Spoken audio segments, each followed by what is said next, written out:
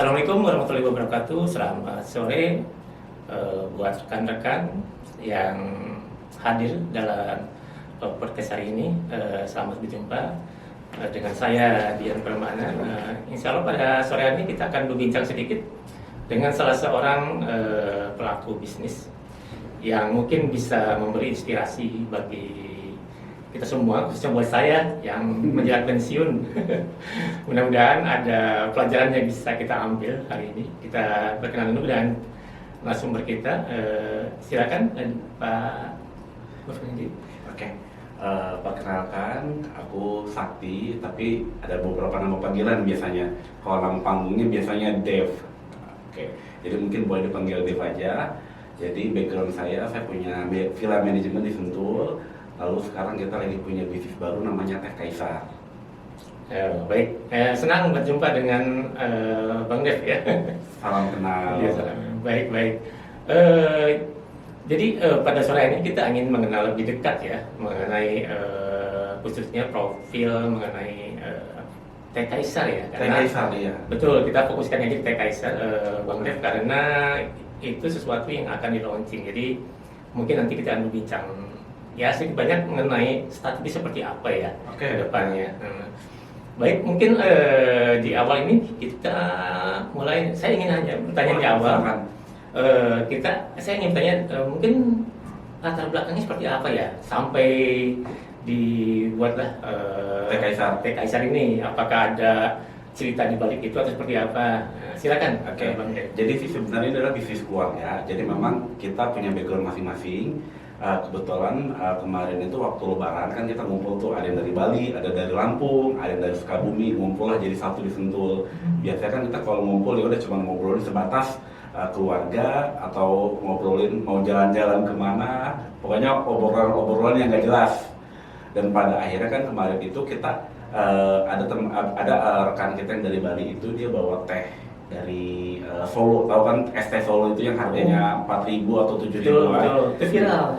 Itu viral kan ya. Nah ya udah kemarin itu dibawa ke rumah, terus tanpa sengaja kita minum, kebetulan dia bawa banyak. Nah diminum kok kayaknya enak banget ini, dan kalau dilihat dari segi bisnis HPP-nya kok kayaknya rendah, sementara kelihatan dari pendapatannya itu lumayan besar.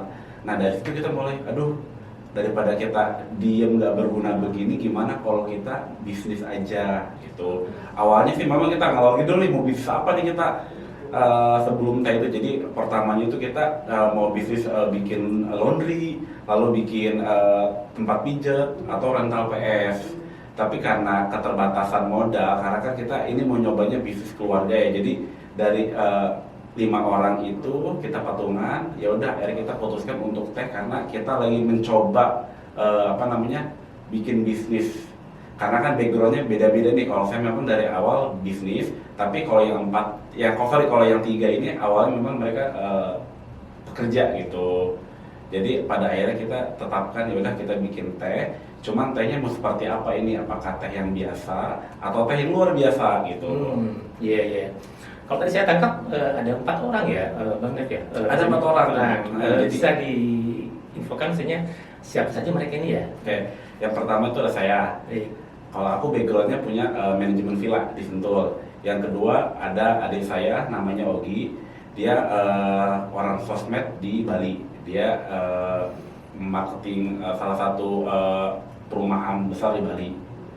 Yang ketiga ada namanya Mas Yudi yang kemarin dihubungin. Dia orang finance di salah satu perusahaan motor. Dan satu lagi ada namanya Rian di salah satu perusahaan taksi di Jakarta. Jadi memang semuanya beda background dan ada bagian-bagiannya. Baik.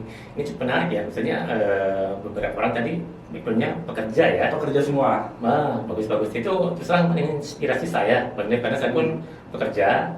Dan ini menjalankan pensiun juga. Jadi mudah-mudahan ya obrolan kita sore hari ini bisa memberi inspirasi dan motivasi buat saya untuk membuat sedikit kecilan dan bisnis kecilan mungkin ya. Sorry Mas, telah potong tadi ada 5 orang. 5 orang. Baik. Ada satu lagi kakak saya namanya Mbak Aya, dia di Bali tinggalnya. Dia punya properti di Bali, jadi dia bisnis properti sebenarnya.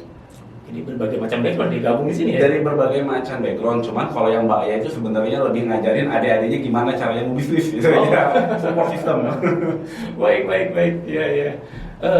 Mungkin bisa dijelaskan juga nanti sepertinya ini seperti apa model bisnisnya, apakah penjualan atau distribution atau seperti apa, biar kami ada bayangan gitu. Oke. Bang Dim. Jadi awalnya itu memang kita sebenarnya untuk kedepannya kita lebih ke untuk corporate atau acara-acara event atau acara wedding, kan banyak nih sekarang kalau nikahan itu ada booth-booth tertentu di acara resepsinya. Iya.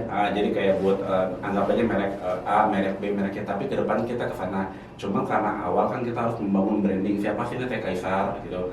Jadi awalnya kita memang harus ke B2C dulu. Jadi kita jual eceran dulu di satu, kita nyewa tempat, nanti jualannya di situ. Nah, untuk target pasarnya memang kita itu sebenarnya lebih ke medium, karena teh kita itu bukan harga teh 4 ribuan. Jadi harga TS teh original aja kemungkinan besar kita jualnya di harga 7.000, bayangin. Baik, baik. Jadi tapi kenapa kita harga jual 7.000? Kita ada ceritanya. Baik. Kita ada apa yang bisa dijual. Jadi rasanya pun akan beda dengan harga teh yang 4 ribuan. Gitu. Iya, bagus. Kalau nama Kaisar sendiri ada sejarahnya nggak, Bang Dev? Kalau Kaisar sendiri ada sejarah. Jadi kita di Sentul itu memang punya beberapa grup ya. Iya. Ada grup liburan, ada grup benar-benar keluarga. Kenapa dinamakan Kaisar? Karena kita itu kan hobi dengan namanya pet, termasuk kucing, anjing. Nah kebetulan di rumah itu ada anjing kecil. Dia tuh princess banget. Jadi kayak misalnya apa-apa harus semuanya dia gitu loh. Lalu akhirnya kita juluki dia itu seorang kaisar. Nah akhirnya bikinlah kita nama grup Kaisar di grup di grup rumah itu, di grup keluarga. Ya sebenarnya sih kemarin tuh ada beberapa perbandingan, ada beberapa kita inputan untuk nama brand kita. Ada namanya Teh Kaisar atau Teh Orang Kaya. Ada banyak tuh. Tapi kenapa kita memilih Teh Kaisar? Karena memang Teh Kaisar sendiri itu berdirinya memang di keluarga gitu. Iya, iya. Saya dengarkan nanti launchingnya mungkin ada 26 hari Minggu. Hari Minggu ya. Baik. Nah dari proses awal ide muncul sampai diputuskan untuk launching itu berapa lama ya? Itu lumayan lama. Mungkin karena banyak orang dan menurut aku ini terlalu rumit. Terlalu rumit untuk sebuah es teh. Tapi kan kita menjual, dia menjual cerita kan. Jadi memang oke lah, wajar. Dan kita banyak orang juga di sini. Kurang lebih sekitar hampir 2 bulan prosesnya. Sampai sekarang pun kita udah mendapatkan resep, tapi ada beberapa ketika kita testing lagi rasanya berubah gitu. Jadi memang benar-benar itu untuk tim produksinya itu nanti si Mas Yudi tadi kan bagian produksi, kalau saya bagian marketing nanti. Oh iya. Jadi ada sendiri-sendiri nih, ada lagi bagian keuangan. Nah itu tuh kita perlu proses hampir 3 minggu sampai kita tester itu, aduh kayaknya gula darah saya naik gitu. Karena minum esnya terus. Iya. Itu betul. Ya, saya tertarik. Terkadang orang itu punya banyak ide. Nah, gimana ya? Ada tips-tipsnya nggak misalnya supaya ide kita ini bisa terwujud. Jadi bukan hanya sekedar ide tapi tidak pernah terwujud sampai ujung gitu kan. Nah maksudnya ini menarik juga kan. Tadi prosesnya berapa? 3 bulanan atau 3 bulan ya? 2 bulan. Iya betul. Mulai dari muncul ide itu maksudnya gimana supaya konsisten, supaya terwujud, artinya tidak hanya mengawang-awang gitu.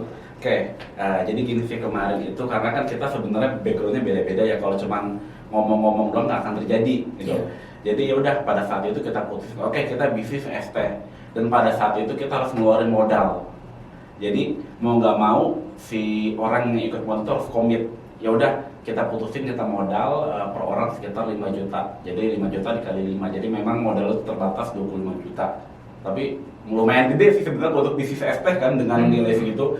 Oke lah, jadi kita ngobrol, kita dapat nih ST bisnisnya langsung pada saat itu kita ya udah modal masing-masing 5 juta langsung transfer ke salah satu kita nih, salah satu rekening.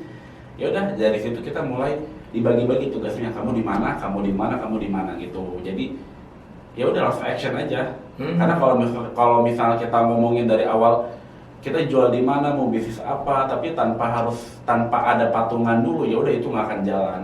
Jadi rencana aja. Kalau sekarang kan kita udah naruh duit, ya udah otomatis mau kamu kita harus eksekusi gitu. Daripada duit itu diem kan. Iya betul. Dan kita targetin juga maksimal itu 3 bulan kita harus running gitu. Oh. Apapun alasannya, jadi kan kita pasti sibuk dong dengan kerjaan masing-masing. Betul. Pada intinya kita harus komit dengan kerjaan kita dan harus komit juga dengan bisnis yang kita akan jalanin. Betul. Tanggung jawabnya kita masing-masing gitu. Jadi kalau ada satu orang yang misalnya miss atau loss itu, ya udah berarti ya dia harus keluar. Betul. Ya, satu poin yang menarik buat saya ya, Bang Dev ya. Tadi yang apa istilahnya komit ya dan harus running gitu kan.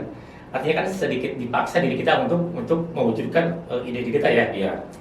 Terkadang yang saya alami ya, banyak teman-teman yang saya ajak untuk bergabung terus buat bisnis itu, kadang mereka banyak pertimbangannya gitu, terus banyak pertimbangannya. Nah, kira-kira apa sih strateginya di timnya Bang Dev ini supaya tidak terlalu banyak pertimbangan tapi mempunyai keberanian untuk langsung take action gitu? Ada nggak rahasianya yang bisa di-share di sini? Oke. Kalau jujur ya, kalau dari saya pribadi, ini saya ngomong pribadi bukan tim.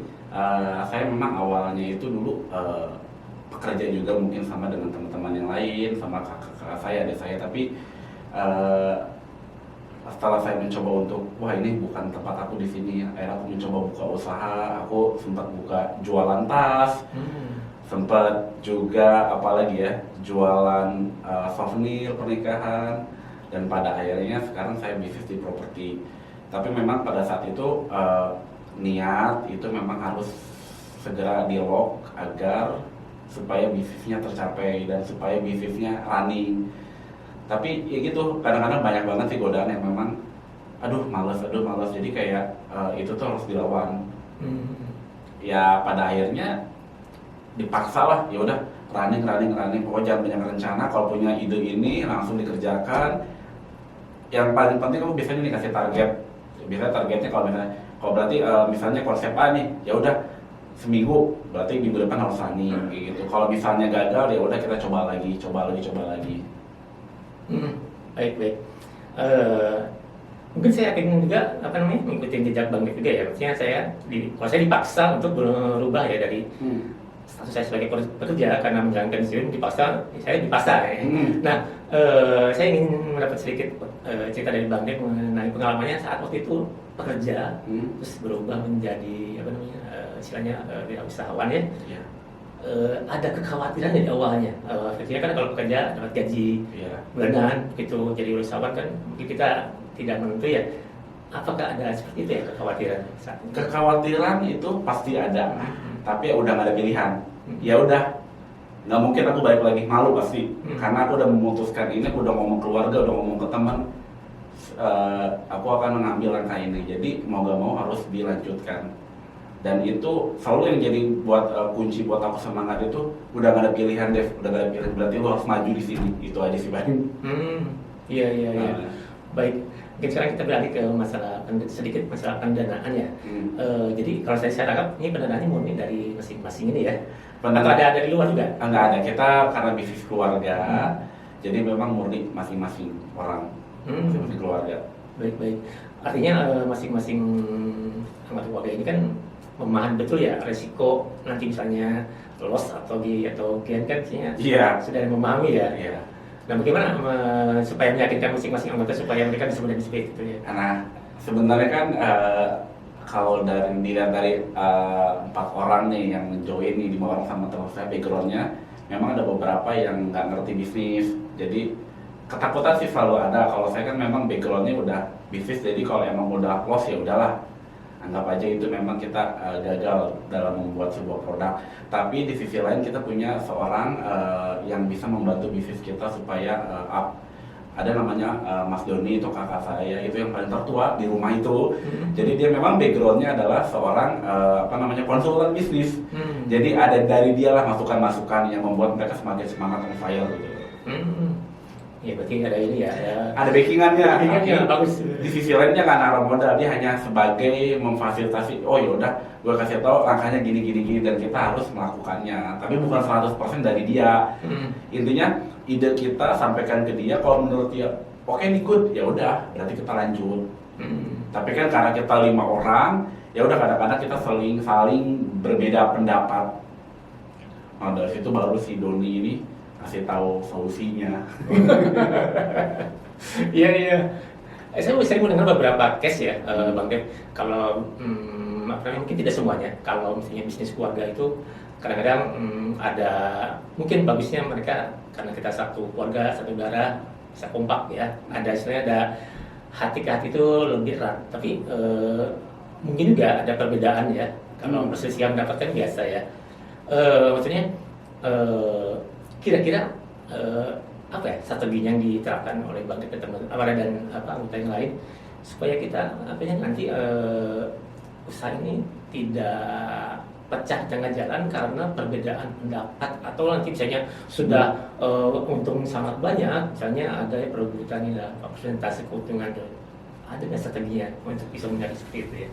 Strateginya sih sebenarnya dari awal kita satu emang harus komit. Tapi kan kalau cuma ngomong komit itu kalau misalnya kita nggak ada bukti kan susah ya. Yeah. Dan kita memang dari awal itu saya dan keluarga-keluarga yang lain apapun bisnisnya kita harus buat legalisasinya semua. Jadi mulai dari kertas entah itu mau siapapun, entah itu mau kakak, adik, kalau dengan berhubungan dengan duit ya udah kita di atas hitam putih semua. Kalau misalnya lu keluar ya udah jatah kamu segini, jatah aku segini. Jadi dari awal tuh kita diajarkan legalitasnya semuanya dulu. Setelah itu baru kita menguatkan komitmen masing-masing supaya bisnis itu harus benar-benar running dan maju. Karena kan memang pencapaian kita dengan adanya TKSR itu adalah satu meningkatkan keluarga. Karena kan selama ini kita itu beda-beda, ada di Bali, ada di Sukabumi, ada di Jakarta. Jadi ngumpul itu pas Lebaran atau hari besar aja kalau ada libur besar.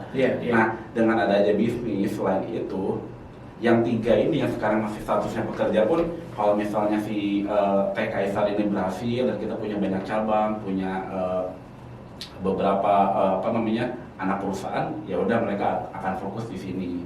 Targetnya mereka sebenarnya kita mendukung ketiga orang ini supaya lebih membebaskan waktu dari kerjaannya mereka gitu. Baik. Mungkin saya kan bahwa yang meracik itu Mas Yudi ya? Mas Yudi yang meracik ya. Kenapa sampai Mas Yudi yang disuruh meracik? Apakah dia punya background chef atau apa gitu? Background chef dia nggak ada sih, cuman yang karena dia kan nantinya berkaitannya dengan SOP juga ya, SOP karyawan, SOP bahan makannya seperti apa. Jadi kita serahkan ke si Mas Yudi semua. Kalau aku belum 100% terjun. Jadi nunggu benar-benar launching dulu baru aku bisa mulai kerja gitu. Iya. Kalau yang lain yang finance ada namanya Sirian itu yang kerja di salah satu taksi itu dia udah mulai bikin dia bagian keuangan, jadi dia yang membuat dia belanja di A, belanja di B, terus bikin gerobak dan lain-lain. Semuanya yang 4 orang itu udah mulai kerja, jadi cuma aku aja belum. Tapi justru kalau menurut saya sih marketing termasuk salah satu poin sangat penting ya. Itu yang paling terpenting. Tapi kan aku kan dari dulu selalu ikut UKM Jakarta Selatan, Kementerian Perdagangan. Dari dulu memang aku backgroundnya selalu ikut pameran-pameran pemerintah atau yang berbayar. Jadi aku ada basic lah di situ untuk ngebantu up supaya TKSR ini bisa ikut pameran, bergabung dengan pemerintah kayak gitu. Jadi itu termasuk salah satu strategi juga ya? Strategi juga. Kan misalnya tadi di pameran-pameran gitu ya? Iya, benar. Iya.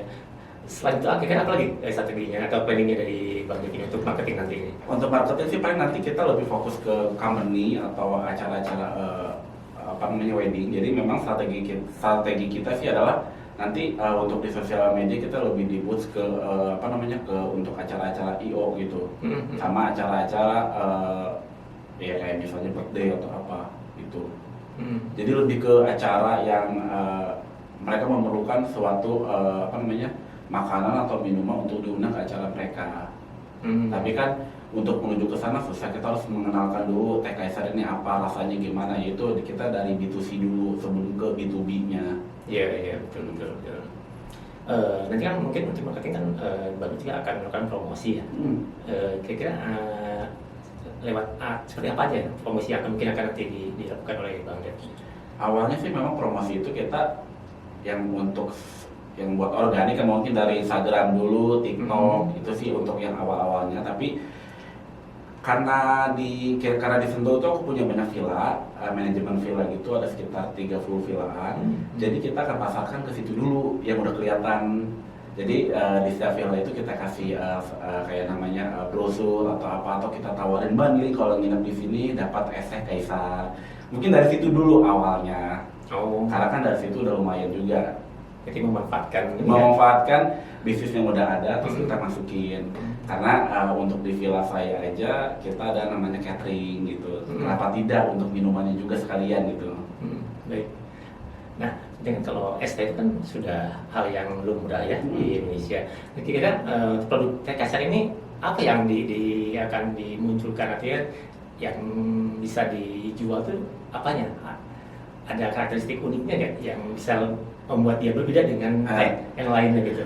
Ya oke. Kalau untuk rasa pasti ada, tapi yang pertama yang kita jual ada ceritanya dulu, karena kita ini es teh kaisar ini identik dengan rasa-rasa tradisional yang ada di Indonesia.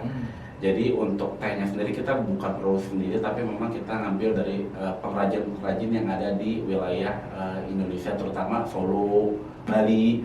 Dan itu kita mix-mixkan semua dan terbuatlah jadi es teh manis.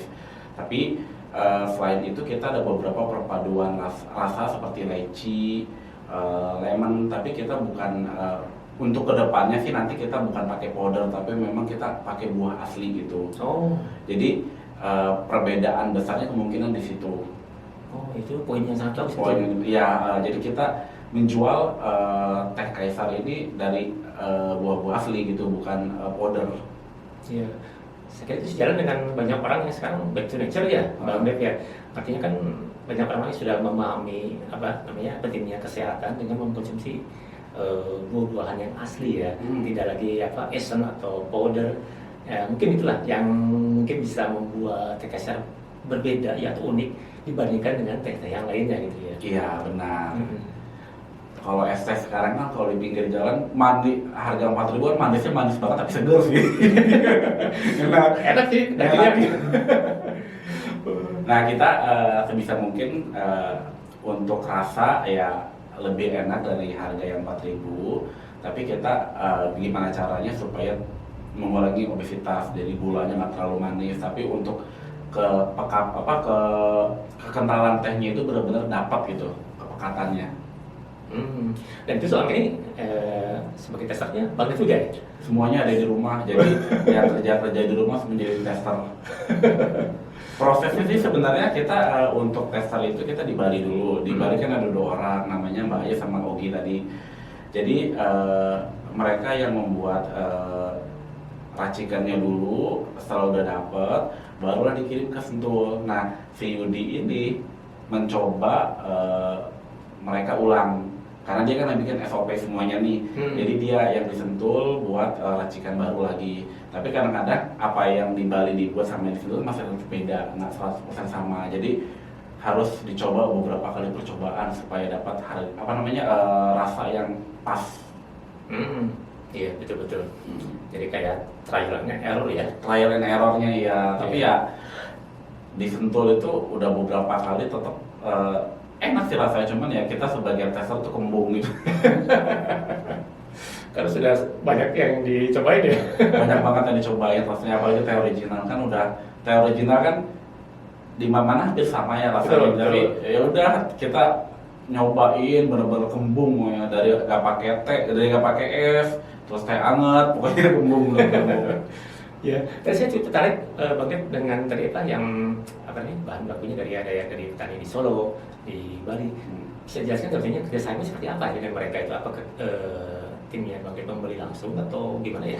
Nah, kalau untuk sekarang itu kita hanya mengandalkan teman-teman yang ada di lokasi tersebut. Kebetulan kan di si Ogi itu punya teman di orang Solo sama orang Jogja, jadi dia memang banyak ibu kosnya itu adalah petani-petani teh lokal gitu. Jadi si Ogi itu yuk kita ajak kerjasama dengan petani-petani yang ada di Solo. Tapi untuk awalnya memang kita nggak langsung banyak, kita coba 1 kilo, 2 kilo, 3 kilo, tapi bahan baku itu kita campur-campur dari seluruh teh yang ada di Indonesia. Jadi kayak nggak cuma di Solo aja, yang di Bali pun kita beli, kita mix semuanya. Jadi memang resepnya itu ada di situ. Jadi tidak hanya satu daerah ya.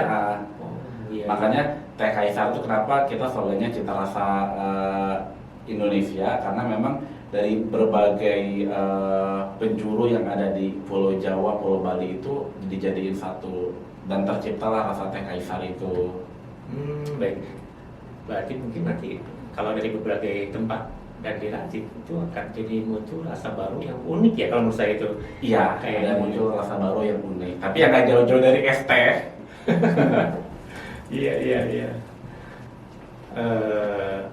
Emang namanya apa namanya? Ya, ST itu kan ya umum, yang tinggi, yang unik, dan bisa apa ya menjadilah apa namanya pionir betul. Betul, seperti itu harapan sih ya, betul. Iya, semoga. Amin. Ini kan namanya bisnis pasti kan ada kendala-kendala ya. Dan saat ini kan banyak beberapa bisnis yang viral terus dia nggak lama terus jatuh. Nah kira-kira apa sih antisipasi atau mitigasi dari teman-teman di Teh Kaisar untuk diminimalkan atau dalam menghadapi kendala nanti bisa diatasi lah? Ada nggak strategi seperti apa ya? Ya sih banyak banget ya bisnis kayak viral dari TikTok atau Instagram, 36 bulan jatuh. Betul. Nah, ya awalnya sih memang kita mau seperti itu ya, viral dulu. Nah mungkin nanti gimana caranya kita mau maintenance setelah misalnya kita ketika di atas, gimana cara kita bakal stabil. Makanya kita itu perlu seorang bisnis konsultan yang bisa di posisi saat itu ketika kita harus ngapain nih, kita udah maju, udah viral, berkembang, langkah selanjutnya apa. Nah makanya kita beruntung banget punya bisnis konsultan. Jadi mungkin nanti kita akan diskusi ke sana. Kalau untuk sekarang sih aku belum tahu nih harus ngapain. Yang penting launching, teh itu disukai banyak orang, kalau bisa viral. Nah mungkin pada saat titik itulah kita akan banyak diskusi, akan banyak ngobrol dengan teman-teman atau bisnis konsultan yang lainnya, supaya gimana caranya nih supaya stabil terus itu. Syukur-syukur nambah cabang gitu. Ya kadang-kadang kan kalau misalnya kita sudah punya konsumen tertentu, nah tidak mudah ya Bang Dep untuk kita bisa mempertahankan loyalitas konsumen itu ya. Kadang-kadang ya kita belajar ini beberapa bisnis yang lain, mungkin mereka terpana atau ini ya terlena oleh keberhasilan mereka lupa untuk tetap bisa menjaga loyalitas dari konsumennya supaya tidak lari intinya. Nah kira-kira kalau dari Bang Dep sendiri sudah terbayang belum misalnya nanti supaya kalau sudah dapat konsumen yang loyal, bagaimana supaya menjaga mereka tidak lari atau pindah ke tempat lain itu? Mungkin yang pertama sih kita harus konsistennya untuk dari rasa ya. Di rasa kita sebisa mungkin nggak ada perubahan setelah kita launching. Yang kedua itu mungkin dari segi strateginya nanti harga atau apapun itu, yang jelas kita nggak mau tiba-tiba langsung naik kalau udah viral. Tapi sih yang pertama adalah rasa aja sih, kita konsisten dulu aja sampai benar-benar orang itu tahu kalau ini adalah Teh Kaisar gitu loh. Jadi tanpa harus disebutin merek apa, oh ini Teh Kaisar gitu. Jadi itu sebuah nilai poin buat kita, kalau itu tuh nilai plus kita. Cuman gimana caranya supaya konsisten, ya udah tadi itu paling balik lagi ke rasa dulu aja sih sebenarnya, kita harus stabil. Betul. Nah, kalau bicara masalah rasa kan nanti juga tergantung kualitas dari bahan bakunya ya Bang Dep ya. Bahan baku sama ya, mungkin dari si staffnya yang akan mengerjakan nanti. Makanya kita dari awal ini sekarang kita SOP-nya sudah ada semua. Kita bikin SOP dari gimana cara nyeduh teh, terus gimana tehnya ketika datang harus diapakan, itu kita udah siap semua. Termasuk nanti ketika kita merekrut sebuah karyawan, ya udah nanti kita ajarin ini mendidihnya harus berapa lama, terus SOP untuk pembersihan kayak misalnya gelas dan lain-lainnya gimana. Itu sih, jadi poin-poin itu yang dari pondasinya buat kita supaya stabil. Oh ya, saya sudah lengkap. Jadi SOP ini sudah ada sekarang ya? Sudah ada. Oh. Jadi kita tinggal running aja nanti tanggal 26. Kita tinggal nunggu gerobak aja sih sebenarnya. Oh, iya. Kalau rasa kita sekarang ada sekitar 6 rasa, tapi nanti kita akan kembangin.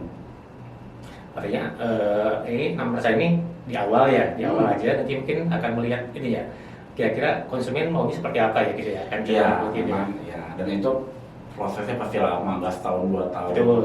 Langsung bisa nambah ya, semoga sih bisa setahun udah bisa nambah cabang, tapi kita sih targetinnya yang penting tahun ini kita udah jalan, udah diterima sama masyarakat rasanya gitu. Nah, kira-kira di awal ini Bang Kevin teman-teman ada ini nggak, misalnya impian besar nanti mau seperti apa teh Kaisar itu ya, dibayangannya seperti apa gitu, ada nggak saat ini? Sebenarnya kalau lihat dari pangsa pasar ya, teh ini sih sebenarnya udah ada tempatnya. Kalau misalnya tahu dengan kayak es teh apa gitu yang memang harganya tuh di atas rata-rata teh Solo biasa udah ada. Nah, kita akan mencoba menempatkan posisi teh kita itu di sana. Impian sih sebenarnya memang udah ada kita dari awal. Jadi maunya itu kita itu terkenal dengan teh yang kualitas rasanya itu bakal ketika minum bakal diingat gitu, itu teh Kaisar. Yang kedua memang teh kita itu targetnya adalah nanti bakal banyak cabang di mana-mana gitu, tapi kita hanya sebagai supplier aja. Maksudnya cabangnya itu kan nanti akan berupa franchise gitu? Franchise, jadi jatuhnya franchise ke depannya. Cuma kan kalau di mana franchise itu kan pasti nyari harga paling murah dong, harga jualnya gampang. Ya, harga jualnya gampang. Kalau ini kan teh aja udah kelihatan harganya 6.000 atau 7.000 itu kan nilainya susah banget ya. Nah, makanya kita tuh membangun di awal branding itu gimana caranya harga 6 atau 7.000 itu bisa kita jual dengan cepat. Nah, kalau misalnya udah berhasil dan kita udah punya nama misalnya atau merek, ya udah baru kita franchisein.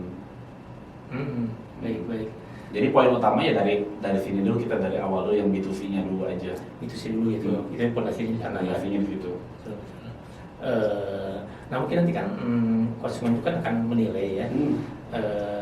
Nanti apakah ada sarana dari TKSR ini supaya nanti konsumen bisa memberikan feedback terhadap TKSR, apakah sudah menyediakan sarananya atau nanti seperti apa ya, supaya nanti konsumen itu bisa memberikan feedback kepada kita atas apa yang mereka rasakan itu. Ya. Kira-kira ada nggak sarananya? Kalau itu kan sebenarnya kita untuk dari segi tester itu kita hanya memberikan ke orang-orang terdekat dulu ya. Makanya kenapa kita launching di tanggal 26 itu, karena kan bakal banyak orang yang datang nih. Jadi kita akan minta feedback langsung dari situ dulu. Tapi maunya sih kita jujur ya, bukan karena oh ini teman saya jadi ya udah ngomongnya enak gitu. Iya. Tapi di lain itu ketika kita udah mulai jualan ya udah kita punya kotak saran di WhatsApp atau di Instagram, nanti kita terima atau masukan dari customer dan itu bakal kita evaluasi untuk kedepannya. Iya. Nanti hari apa? Minggu itu launching. Besoknya seperti apa langkah pertamanya? Oke, jadi gerobak itu kan sebenarnya kita udah sewa tempat nih di Sentul. Iya. Jadi gerobak itu datang kita langsung ditaruh di villa untuk launching itu. Besoknya kita langsung taruh di tempat jualan kita. Ya udah, kita udah mulai running jualan di situ. Kita udah nyiapin juga kayak misalnya untuk QR-nya, untuk banknya. Jadi kita tinggal kan di Sentul itu tiap hari hujan ya. Iya, betul. Nah itu PR kita sebenarnya, karena itu geografis, jadi kita nggak bisa memprediksi gitu loh, panas terus. Tadinya pengen buka rencana di Jakarta, tapi kayaknya itu nanti aja ke depannya. Sementara kita di Sentul dulu, karena kita udah nyewa di Sentul dan base kita rata-rata di Sentul.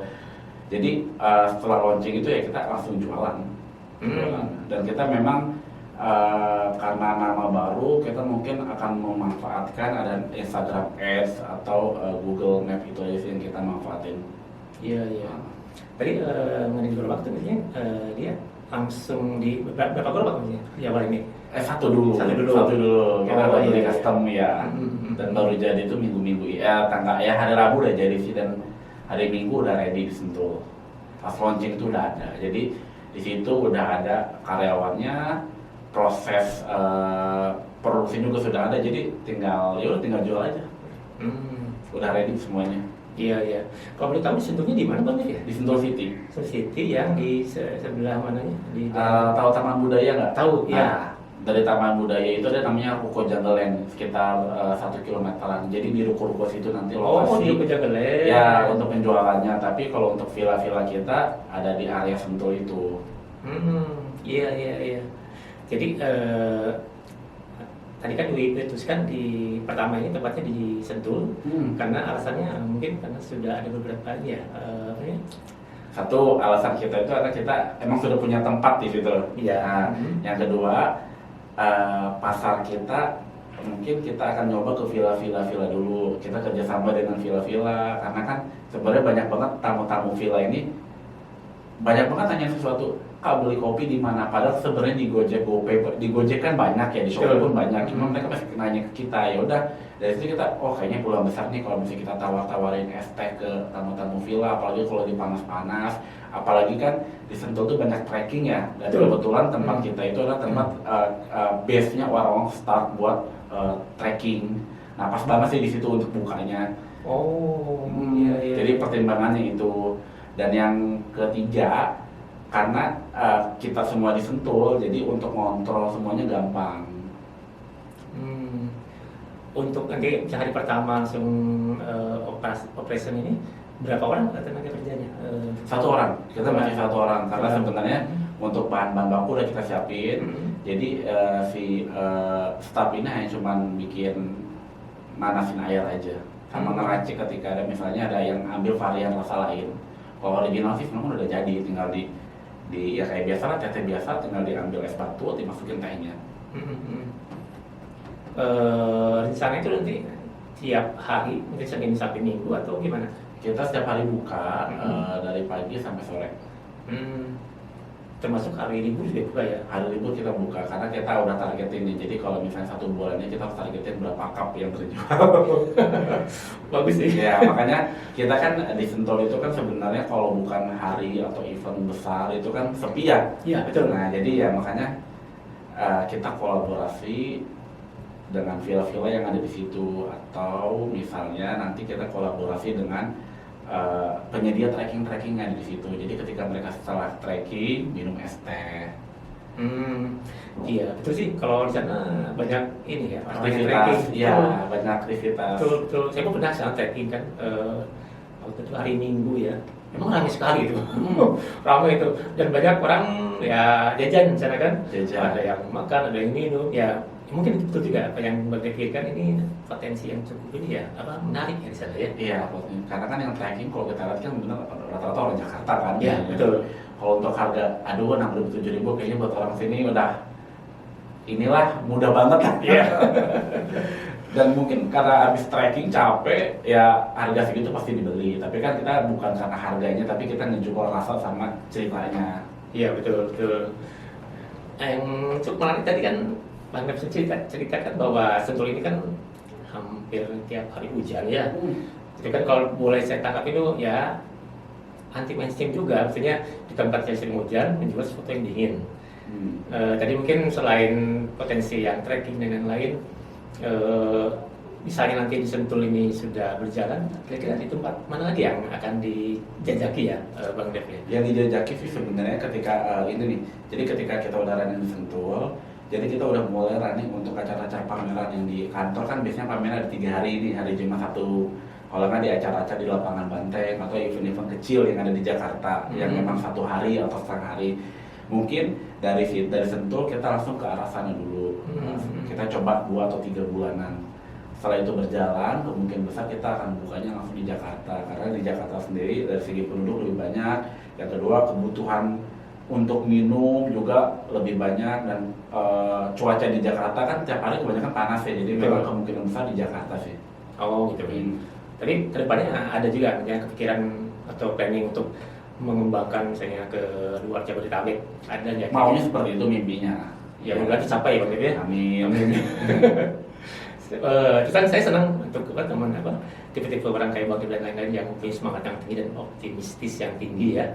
Nah maksudnya bagaimana sih kiat-kiatnya supaya Bang Dev dan tim yang lain itu mempunyai jiwa yang optimis ya? Karena di terus kondisi saat ini kan kadang-kadang ini ekonomi kita kan lagi kurang bagus ya sekilas ya. Tapi kalau mungkin kita lebih jeli masih ada peluang-peluang. Misalnya apa sih kiat-kiat Bang Dev dan rekan-rekan yang lain supaya tetap optimis ya di kondisi ekonomi Indonesia yang seperti saat ini gitu? Ya kalau saya sih mungkin balik lagi ke tadi saya bilang, kalau ada peluang yang mungkin menurut kita bagus, apa salahnya kita coba. Kalaupun misalnya memang itu gak berhasil, ya udah anggap aja sedekah. Tapi kan sedekah pun anggap aja kita membiayai banyak orang. Misalnya satu staff yang di situ kan perlu lapangan pekerja, kita ya udah kita anggap aja sedekah ke dia. Tapi supaya kita tetap yakin dengan tujuan kita, biasanya sih saya dibuatkan target atau tujuan. Aku bikin Teh Kaisar ini berarti di 2 tahun ke depan aku harus punya sesuatu yang bisa aku banggain, misalnya mobil atau apapun itu yang menurut aku itu bisa dijadikan motivasi buat kita semua. Jadi memang ada mimpi. Iya. Jadi emang kadang kita harus bermimpi juga ya? Iya bermimpi juga, cuma kan PR-nya adalah konsisten sih sebenarnya. Kadang-kadang kita udah on fire nih di pertama-pertama tapi penjualan turun, aduh ini gimana, panik yang akhirnya gak terkontrol itu sih. Tapi kan kalau panik itu mungkin biasa ya? Biasa, tapi misalnya supaya panik tidak berketerusan gimana ya? Supaya panik tapi sesaat aja dan langsung kita evaluasi terus kemudian cari solusinya seperti apa. Kalau aku ya faktornya gini, biasanya aku tuh pikiranku licik, jadi gini, kalau misalnya ketika aku dalam posisi seperti itu, aku pasti ngebanding-banding dengan teman. Anjir, ini si anak udah bisa kayak gini, masa aku nggak bisa? Di situ sih biasanya kalau aku penyemangatnya itu adalah membandingkan dengan teman yang lebih sukses. Bukan berarti aku ya sebenarnya lebih ke saingan gitu aja. Jadi gimana caranya aku bisa setara dengan dia gitu aja. Kalau buat aku ya itu, tapi nggak tahu kalau yang lain. Ya artinya tiap orang mungkin beda-beda ya Bang Dev ya? Beda-beda ya, tapi kalau buat aku pasti ngeliat seseorang yang lebih sukses dari aku. Pokoknya aku harus kayak dia gitu. Iya. Tapi yang penting mungkin yang saya tangkap adalah ya tetap kita harus punya mimpi-mimpi ya. Karena kalau kita nggak punya mimpi kayaknya hambar ya hidup gitu ya. Hambar sih ya. Kan kalau kita ngalir aja gitu aja kan ya kurang asik kayaknya. Tapi mimpi harus dicapai juga sih. Betul. Jangan diam aja. Jangan cuma mimpi di siang bolong, cuma mimpi dan ngelamun aja gitu ya. Benar. Tapi kan sesuatu yang besar kadang-kadang berawal dari mimpi ya Bang Dev ya. Iya. Nah, apa namanya? Bang Dev ini sudah berkeluarga? Belum. Gitu. Nah sekarang untuk membahas masalah manajemen waktu ya. Kan tadi Bang Dev selain bisnis Teh Kaisar ini kan ada juga beberapa usaha manajemen. Nah kira-kira gimana membagi ininya ke depan ya antara Teh Kaisar yang baru dibentuk dengan manajemen yang sudah berjalan sekian lama? Kalau untuk bagi waktu sih sebenarnya karena Teh Kaisar kita 5 orang, jadi kita punya porsi masing-masing. Jadi aku nggak mau ngurusin keuangan, aku nggak mau ngurusin SOP belanja, jadi aku hanya fokus di bagian marketingnya aja. Jadi mungkin dalam 1 minggu ya aku akan cari waktu untuk ngurusin Teh Kaisar ini. Kayak misalnya untuk pameran-pameran kan aku yang bertanggung jawab semuanya. Jadi udah aku di minggu itu sebisa mungkin ketika waktunya kosong carilah kesempatan untuk Teh Kaisar ini gimana caranya supaya berkembang. Karena kan kita ada target juga, kalau berhubungan dengan target otomatis kan kaitannya dengan marketing gitu. Jadi ya udah mau gak mau aku harus bagi waktu dan baik lagi komitmen, karena dari awal kita semuanya harus sepakat komitmen ya, jangan ada yang putus setengah jalan. Jadi kalau misal tiba-tiba aduh gue sibuk nih, tapi ya udah itu kayak aneh aja. Dari awal kita komit, sebenarnya di awal tuh ditawarin Mas, jadi kayak kalau mau ikut komitmen ya jangan putus di tengah jalan. kalau misalnya emang nggak mau ya udah keluar sekarang, jangan nggak enakan mentang-mentang ini bisnis keluarga gitu. Tapi semuanya mau mencoba, mau berusaha ya udah jalanin aja dulu. Nah, mengenai payment tadi, apakah tertulis atau hanya Tertulis semua kita untuk kayak modal pekerja kita semua tertulis. Karena kan kita ada konsultan, ada kakak yang konsultan bisnis, jadi memang dia udah di bidangnya. Ya, Semuanya jadi udah aman.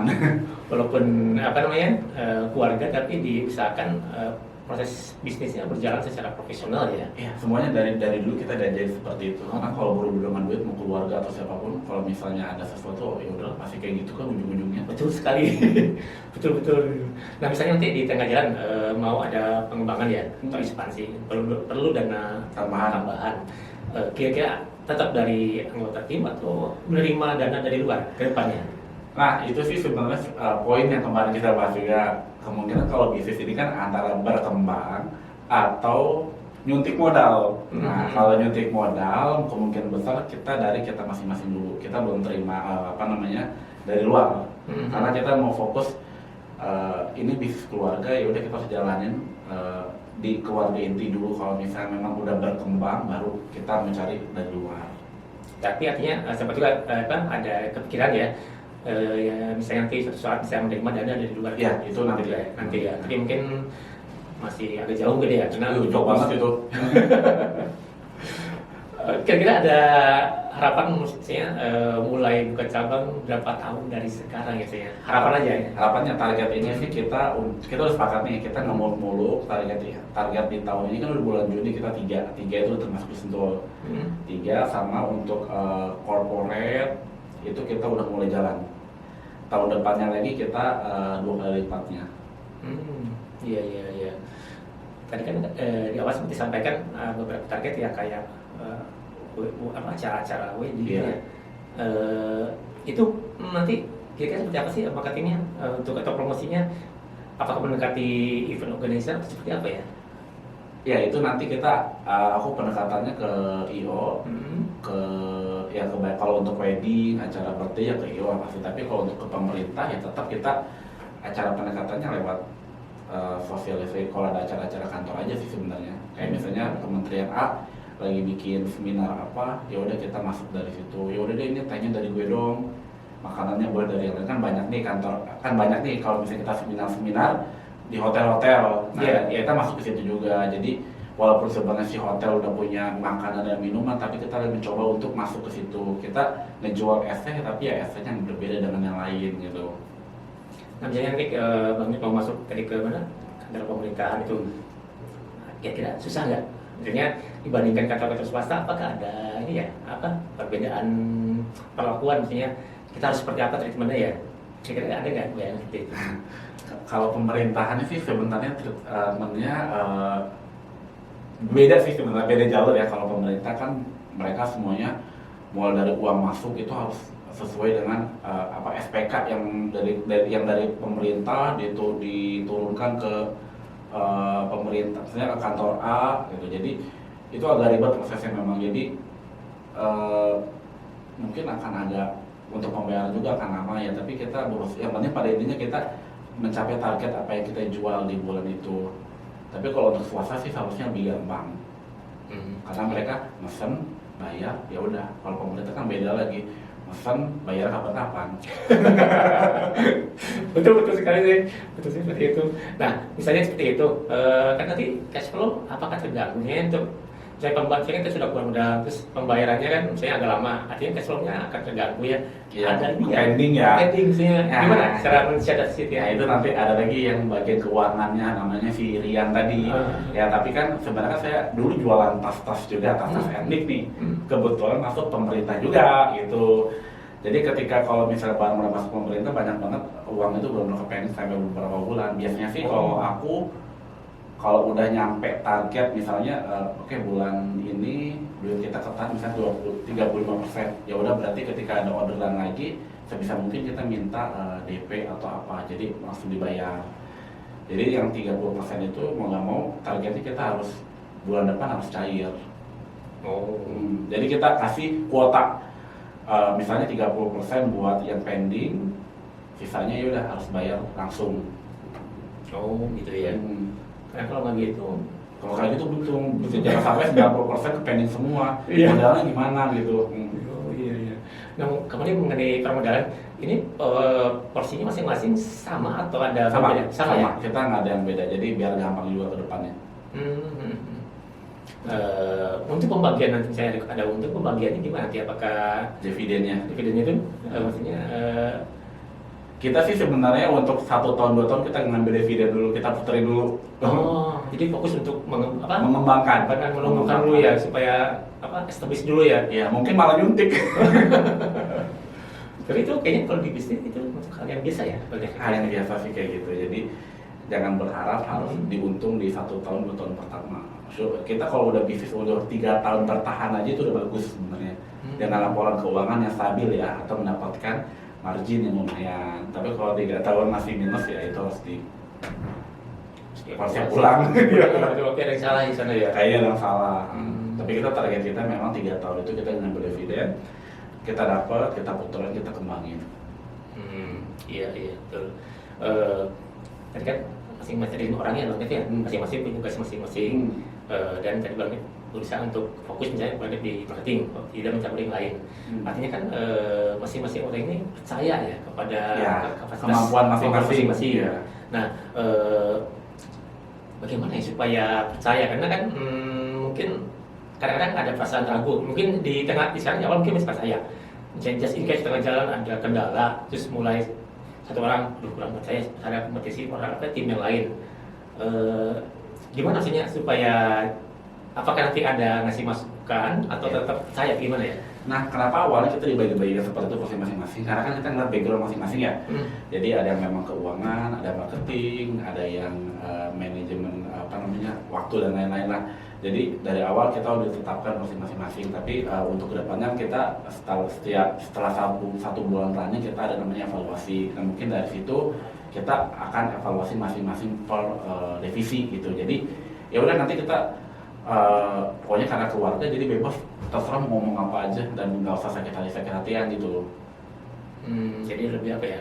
Evaluasinya. Jadi kalau misalnya ada yang salah nih di pemasaran, di bulan ini kok nggak ada penjualan, ya berarti yang dievaluasi aku kenapa kok bisa seperti itu. Yang lain pun boleh sebenarnya, boleh kok ikut campur urusan keuangan atau manajemen pemasaran lain, tapi yang penting ya udah sesuai dengan jalurnya aja. Ngebantu boleh. Boleh, tapi dia harus fokus ke bagiannya aja. Porsinya masing-masing ya. Sampai dia bantu tapi malah porsinya dia terlupakan gitu ya. Terlupakan. Yang penting sih sama-sama kita maunya berkembang gitu. Iya. Dari 5 orang ini misalnya ada tunjuk 1 orang yang jadi leader atau gimana ya? Kita nggak ada leader-leaderan, makanya kita berjalan masing. Intinya kita punya si Mas Doni itu yang buat evaluasi kita. Kita sama semua porsi sama semua, nggak ada leader, nggak ada apa. Jadi kalau misalnya di marketing keteteran ya berarti yang lain harus backup gitu. Tapi di awal sudah disampaikan bahwa misalnya 1 orang yang keteteran, yang lain bisa membackup, itu sudah disampaikan di awal ya? Iya, kita udah ngomong dari awal. Pokoknya kalau misalnya ada satu divisi yang memang perlu bantuan, dibantu gitu. Kayak sekarang misalnya kan si Yudi kan sebagai dia untuk kayak SOP dan lain-lain. Baru kok nanya, Mas perlu bantuan nggak? Kata dia, oh nggak perlu, masih bisa handle gitu. Iya. Bisnis keluarga ini ya mau bilang sih Amin. langgeng ya, Iya. langgeng. Dan tadi yang paling saya suka itu ini, kalau saya tangkap salah satu visi besar itu membantu ini perekonomian masyarakat Indonesia ya. Masyarakat ya, petani. Betul, petani kan, dan tadi membentukkan cita rasa Nusantara, gitu kan. Nah, terus terang nasionalisme yang saya perhatikan ya saat ini di anak muda itu mulai decline, itu menurun ya. Ini mungkin sedikit menyimpang, sedikit menyimpang dari topik kita mengenai bisnis. Maksudnya kira-kira nih dari Bang Dik dan yang lain itu, apakah memang ada rasa atau niat untuk memajukan bangsa Indonesia, walaupun mungkin tidak secara global ya, mungkin kecil-kecilan, apa seperti itu ya, ada niat untuk membangun Indonesia karena kita kan negara yang saat ini butuh orang-orang yang punya idealisme dan usul yang tinggi gitu.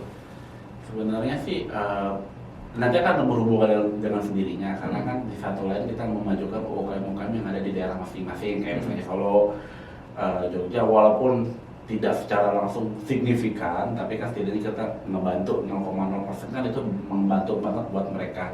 Betul. Dan mungkin pengennya sih kita itu nggak cuma kopi, sekarang kan kopi ya yang dibawa Indonesia ke ajang internasional, kita maunya teh itu bisa juga gitu. Karena kan kalau sekarang yang aku tahu ya, yang paling stabil itu adalah teh sosro kan. Teh sosro dari dulu kayak udah rasanya itu paling enak dah menurutku. Dan itu kayak tapi ketika masuk nggak tahu sih, kalau masuk ke luar itu kayak tehnya itu beda rasanya. Kadang teh kotak sama teh botol aja beda ya rasanya ya. Betul, beda. Aku lebih suka mana, teh kotak atau teh botol? Teh botol. Teh botol ya. Kita beda saja. Iya. Lebih suka teh botol. Ya, nah ya itu sih pengennya sih seperti mereka maunya. Jadi ngebantu UKM-UKM yang ada di atau petani-petani yang ada di daerah. Nah ini menyangkut visi ke depan yang jauh lebih besar ya. Mungkin ada keinginan ya untuk bisa mengembangkan ini memasarkan sampai ke luar ya. Iya. Betul ya. Ada kan ya. Ada. Kira-kira gimana? Sekarang bayangan kasarnya ada nggak seperti apa? Iya, itu sih baru udah dalam target kita. Jadi memang kita dari awal harus mendekati pemerintah karena pemerintah itu punya budget untuk kayak misalnya seminar, pameran, semuanya mereka budget. Tergantung gimana caranya kita pendekatan ke pemerintah, gimana cara kita edukasi tentang teh ini ke pemerintah supaya mereka tertarik membawa kita nih ke syukur-syukur ke internasional. Tapi makanya target kita itu adalah pameran-pameran di dalam negeri dulu tapi di bawah bimbingan pemerintah. Kenapa kita target itu? Karena kalau dengan adanya pemerintah itu otomatis kita nggak 100% promosi jor-joran. Cukup dengan kayak misalnya Kementerian Perdagangan. Oh ya udah kalau udah ada Kementerian Perdagangan otomatis kan kita kebantu sedikit lah untuk marketing dan lain-lainnya. Di situ sih pada kita targetnya. Jadi artinya harus punya ini ya koneksi ya sama pendekatan dengan pemerintah. Jadi kita memang mau main itu government aja dulu. Kan Bang udah punya ini pengalaman koneksi dengan pemerintah ya. Atau gimana? Mengalir aja sih sebenarnya. Gimana awalnya supaya kita nih mungkin ngasih tips buat rekan-rekan yang lain ya yang mau masuk mencari koneksi dengan pemerintah, ada nggak? Kalau ini pengalaman tuh ya, mungkin pengalaman orang kan berbeda. Betul. Tergantung di daerahnya masing-masing. Anggap aja kita Jakarta, apalagi Jakartanya punya sekitar ada 5 wilayah. 5 penang sih 5 ya? 5 ya, anggap aja Jakarta Selatan. Ya udah, nggak langsung ke pemerintahnya, kita di Jakarta Selatan itu sendiri punya program-program seperti itu. Namanya kalau dulu Jakpreneur, pernah dengar nggak? Pernah, iya. Nah, Jakpreneur, ya kita pendekatan ke situ kan. Kecamatan itu sebenarnya mereka punya program-program seperti itu membantu UMKM. Satu memang kita dari basic dulu dari awal, kita harus ikut seminar yang menurut aku materi-materinya benar-benar materi dari nol, tapi kan mereka ada tingkatannya dari kecamatan naik ke kota Madia baru ke DKI. Nah dari situ itu banyak banget program-program yang memang mereka buat, satu untuk pameran lah atau seminar, dan itu efeknya itu luar biasa gitu. Kalau kita udah punya nama itu otomatis ya udah apa-apa enak, apa-apa dipanggil, Mas yuk ikut pameran di sini mau nggak, Mas ikut pameran di Kokas mau nggak tanggal segini. Itu baru sekelas DKI. Ada lagi namanya jalur pemerintah, kementerian kayak Kementerian Perdagangan, Kementerian Koperasi, Kementerian Perindustrian. Buka aja Instagramnya, banyak mereka open call, apalagi Kemenparekraf kayak gitu. Itu banyak banget open call untuk acara-acara tertentu. Tapi semuanya itu kita harus punya company profile yang bagus. Itu mulai dari Instagram, terus cerita tentang perusahaan kita, karena mereka itu rata-rata hampir 90% itu mereka thriving itu dari company profile. Oh iya, itu dari situ. Di situ ya awalnya ya? Awalnya dari situ, hampir 100%. Foto juga harus bagus, karena jarang banget kurasi itu mereka langsung dipanggil. Pasti mereka dari sosial media sama company profile. Setelah menurut mereka bagus, baru mereka akan panggil dan mereka akan kurasi secara manual gitu. Seperti itu ya, menarik juga ya. Iya, terlihat simpel tapi cukup ini juga cukup efektif kayaknya ya. Cukup efektif sih menurutku. Jadi kalau punya KTP Jakarta tuh menurut aku programnya banyak banget. Banyak banget ya. Kecamatan dulu aja udah pasti mereka punya program seperti itu. Oh iya. Dan iya. pemerintah itu nggak cuma kayak Kementerian Perdagangan, kayak Telkom tuh banyak juga. Oh iya. Telkom, Garuda Indonesia mereka tuh punya binaan-binaan semua. BNI, BCA aku nggak tahu kalau BNI Bank Negara ada. Oh. Masukin aja semuanya. Dan di sisi lain kita tuh bisa dapat modal dari mereka gitu. Kalau misalnya bisnis kita menurut mereka bagus, bisa modal cuma-cuma atau bisa modal 0%. Oh, berarti ya maksudnya banyak peluang juga ya? Peluangnya banyak sih kalau di pemerintah.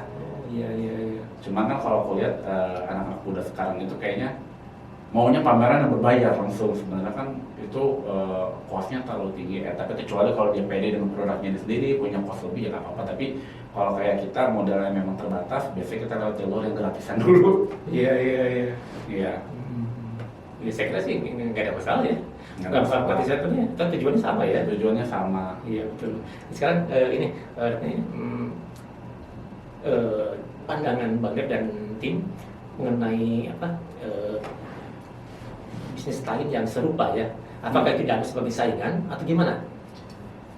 Kalau bisnis lain yang serupa otomatis itu saingan, cuman kan saingan kita dibagi juga. Kalau untuk yang harga ST4000 itu bukan saingan kita. Kita saingannya memang yang brand-brand yang memang harganya hampir sama dengan Teh Kaisar gitu. Jadi ya udah kita pede aja dengan rasa kita. Dan sebelum ini buat ya kita jujur ya beli es teh semua mereka semua varian kita rasain. Kita gimana kalau misalnya kita beli nggak pakai gula rasanya kayak nggak pakai es, gimana kan kalau beli sesuatu kan boleh pakai boleh nggak. Nah, kita beli semua variannya. Itu pun dicoba semua. Coba semua kan apa namanya pasarnya sama dengan si brand ini, ya udah kita beli semua. Mau dari SOP-nya mereka kelihatan tuh kalau dari luar, kalau kita perhatiin, oh dia gini-gini, ngocoknya begini, apa aja sih alat yang mereka gunakan ya kita kelihatan. Oh iya, jadi kayak ini juga kayak semacam riset juga kembali Riset, iya. Oh iya menarik juga ya. Terus ini apa namanya?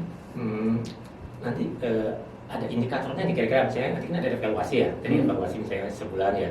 Kira-kira indikatornya apa ya? Misalnya ini dianggap wah ini kurang berhasil atau ini cukup berhasil. Ada nggak indikatornya yang sudah ditetapkan di awal? Indikatornya sih dari awal kita tuh diskusi adalah ya memang sih target penjualan ya, berapa cup yang harus kita keluarin di bulan tersebut. Tapi kalau misalnya dalam waktu 6 bulan itu menurut aku masih kurang, 1 tahun penjualannya masih gitu-gitu aja, berarti memang harus ada yang dirubah caranya, mungkin ya bukan bisnisnya.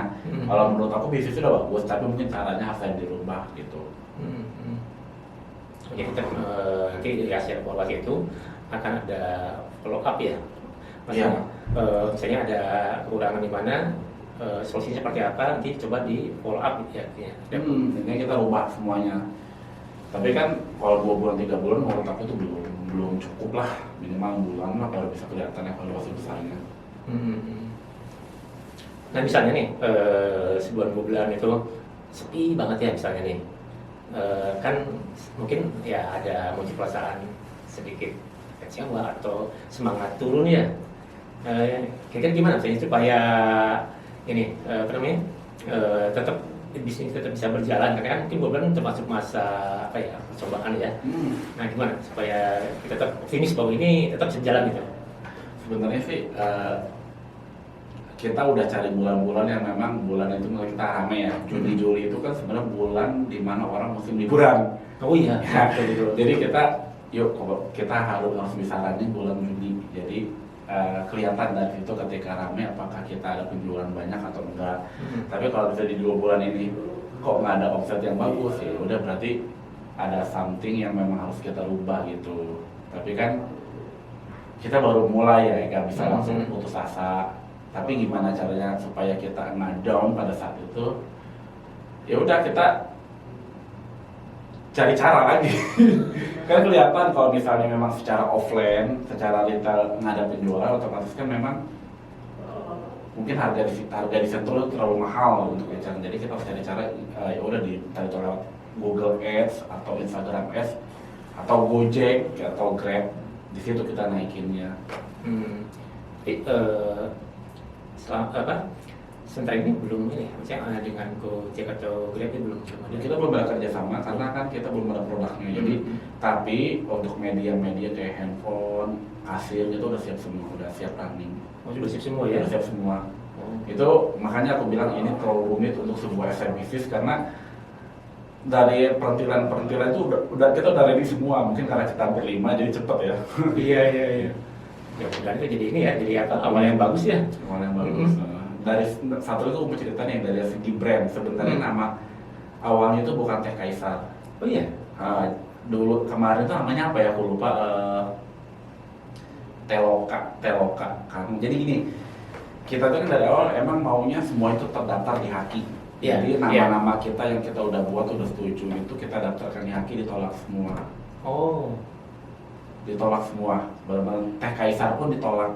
Iya. Makanya sekarang adanya Teh Kaisar Teloka. Kita tambahin kata-kata Telokanya. Jadi supaya di-approve di Hakinya. Oh.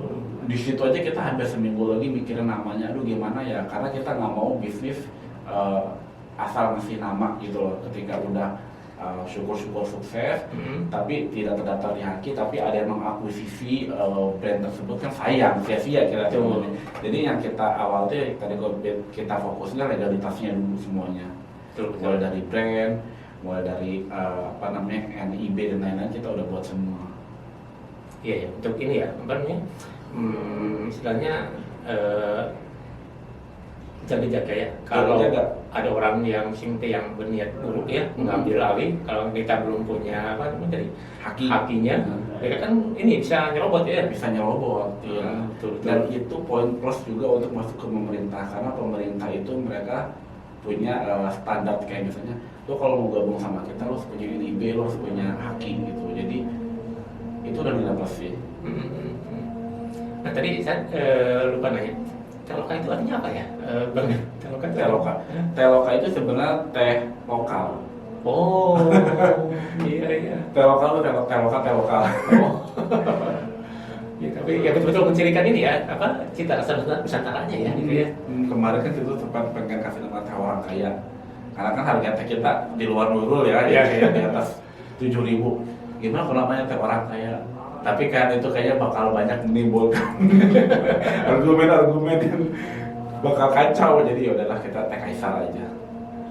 Nah, untuk selain dari variasi rasa, ada variasi ukurannya nggak yang direncanakan? Kita ada 2 ukuran, small sama medium aja. Oh.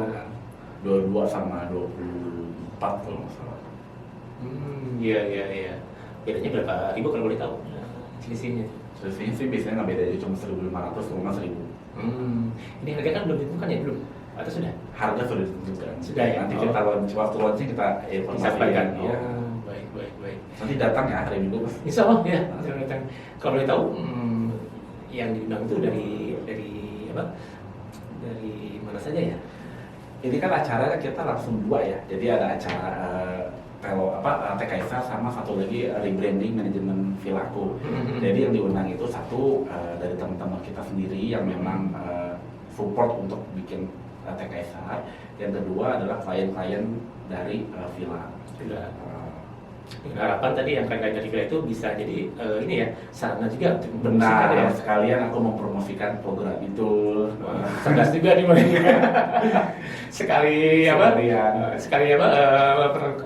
dayung 2-3 pulau terlampu ya. Iya, jadi satu acara itu ada 2 kegiatan. Oh. Jadi sekarang kan ada klien-klien, ada teman-teman kita memperkenalkan, oh kita punya manajemen villa, kalau misalnya mau investasi di sini boleh. Jadi aku ceritakan semua di situ. Iya betul. Ya, semoga acaranya nanti launchingnya berjalan lancar ya. Iya, amin. Baik, ini sudah cukup banyak ilmu yang saya dapat dan juga mungkin bisa di-share buat rekan-rekan lain yang tertarik ya untuk memulai bisnis.